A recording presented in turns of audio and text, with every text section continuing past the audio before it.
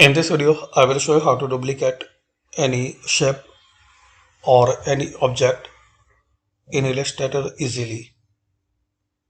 So there are three ways. First way, select it, then Control Alt. Now drag and drop. You will see the plus icon to the mouse pointer. So drag and drop.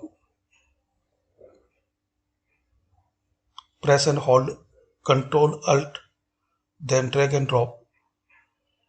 So this is the first way. Second way, as we are using copy paste.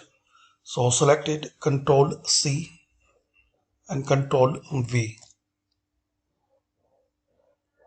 Third way, and it's a very smart way. Select it firstly, then Control Alt, then drag and drop as we discussed before. Now press and hold Control and press the D multiple times as you need, like this. So you can duplicate any object or shape easily.